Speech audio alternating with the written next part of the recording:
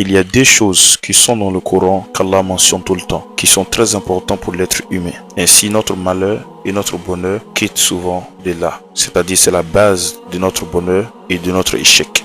La première, c'est notre main, la paume. La plupart, Allah nous dit, si un malheur te touche, demande à ce que ta main a acquis. Et la deuxième, c'est notre langue, les propos qu'on prononce, les paroles qui sortent de notre bouche.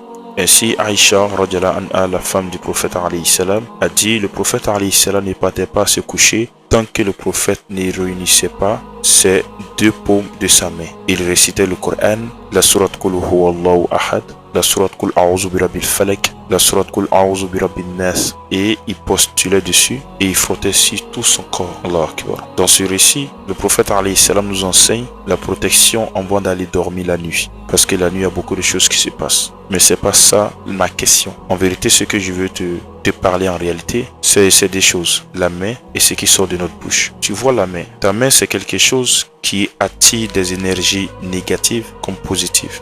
Le prophète alayhi salam a réuni ses mains et il a récité le Coran sur sa main. Pourquoi le prophète n'a pas récité le Coran quelque part? Et c'est si la main il a récité. Donc il faut se poser la question.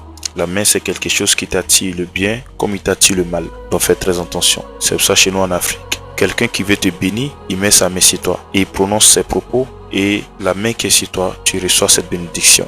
Le prophète alayhi salam, lors de ses expéditions, lorsqu'il faisait ses alliances, c'est-à-dire des engagements, des serments, les gens venaient mettre leur main sur la main du prophète alayhi salam. Et Allah nous dit dans le Coran, lorsque les sahaba mettaient leur main sur ta main, la main d'Allah était au-dessus de votre main. Et lorsqu'ils ont pris l'engagement, ils ont pris l'engagement avec Allah. Allahu Akbar. Donc la main c'est quelque chose qui est très mystérieux. Faisons très attention. Deuxième, il y a la langue.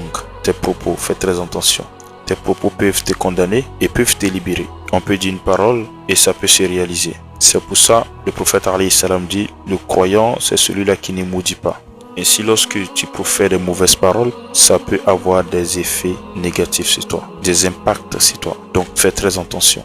Ne regardons pas l'islam à travers, mais regardons l'islam en profondeur. Ainsi fais très attention. Qu'Allah nous protège, qu'Allah nous guide sur le droit chemin, qu'Allah nous éloigne du diable, qu'Allah nous protège comme tout ce que Allah a protégé son prophète, qu'Allah nous facilite le bien comme tout ce que Allah a facilité comme bien au prophète alayhi salam. Sur ce, je vais m'arrêter, on sera la prochaine, Inch'Allah.